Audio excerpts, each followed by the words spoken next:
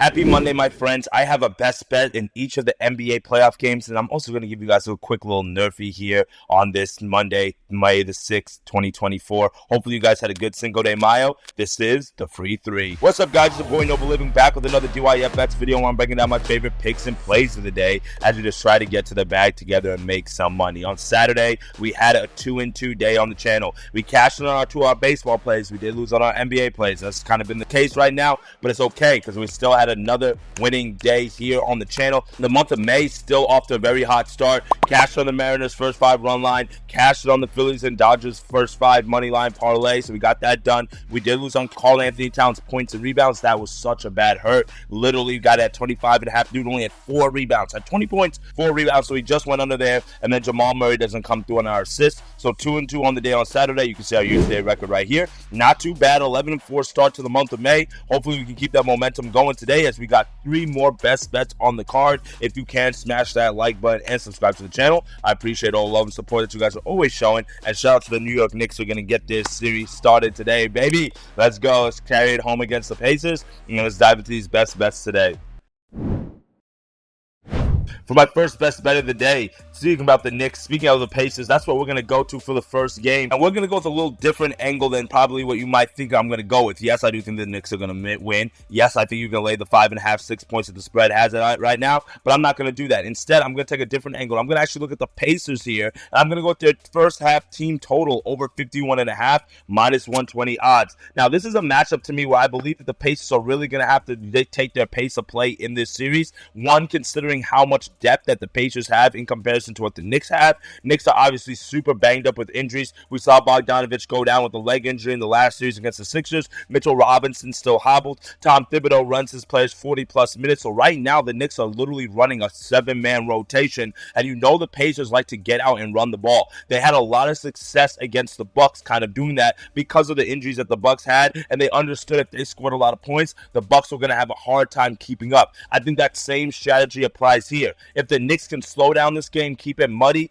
that is what plays to the advantage of them. But the Pacers, I believe, understand that they have to be able to dictate the offensive tempo here and really push the pace. Indiana was second in the NBA during the regular season in first half points per game, averaging over 61. So for us, we're getting literally 10 points of value here. One, probably because on the road, but two, they're facing a very defensive-minded team like the Knicks. But if you keep in mind the Knicks series against the 76ers, several of those games did go over. So a lot of people were on the under in several games there, but the 76ers also figured out if we score a lot of points, then we have the opportunity to win games, but they just didn't stop Jalen Brunson in very key moments, and that was the reason why the Knicks ended up pulling out the series there. So for me, I think this is a matchup where the Pacers are going to shoot a lot of three-pointers. We know what they like to do. They're going to push the tempo on the offensive side of the ball. They're going to try to get out in transition, shoot a lot of threes, and I think that leads to a lot of scoring. For me, I'm going to isolate this just for the first half right now. I do also like the Knicks full game team total over as well. I think it's at like 111, 112. I think you could take a look at that, but for me, I'm going to try to snag something live, maybe as a hedge off of this, but I just think 52 points in the first half is way too low. You're literally talking about one 30-point quarter and then another 20-point quarter.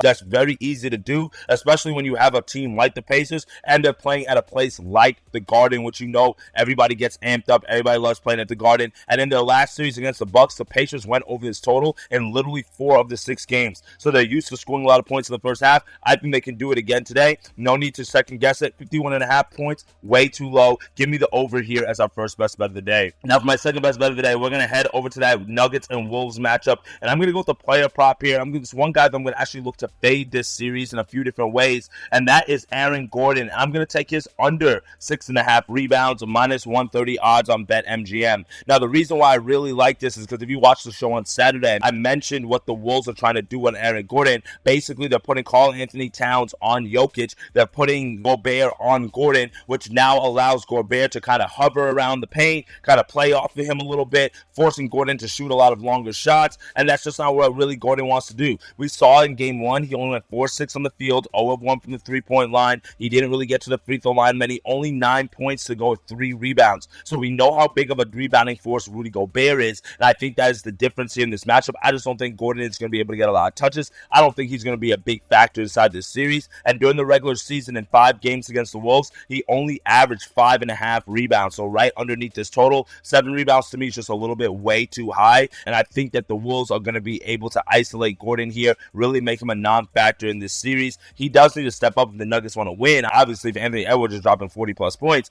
but I just think Aaron Gordon here is going to be a non-factor in this series that much. And I think that you can also look at under his points as well, as he's also gone under that in 3 straight playoff games dating back to the last season against the Lakers. But give me under 6.5 rebounds for Aaron Gordon as our second best bet of the day.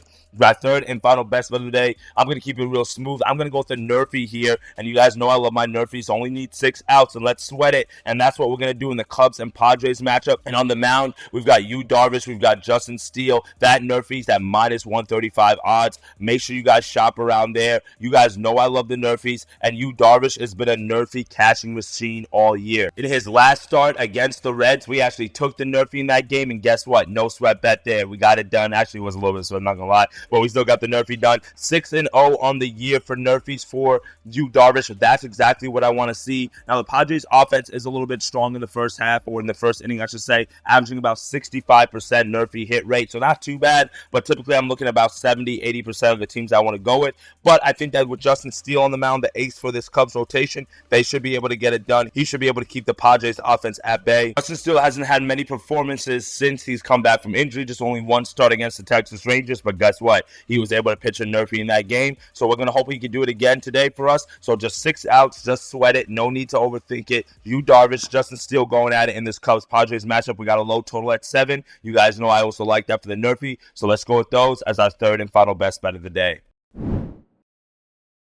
Well, that's it for me today, my friends. 3 best bets, 3 quick winners for you guys on this Monday slate. Give me Aaron Gordon under 6.5 rebounds. Give me the Pacers first half team total over 51.5. And then also give me the Nerfy in the Cubs and Padres matchup. I will definitely have some more picks in place. Maybe a little money line parlay with the Knicks and the Phillies. I don't know. We'll figure it out. And if you want those picks, make sure you click the link in the description. Join the free Discord group. I got you guys. Any other plays I'll add throughout the day, I'll drop on the Twitter as well. Appreciate all the love and support. As always, dictate your fate. Get to that chat, and I'll see y'all tomorrow's video. Later, gang.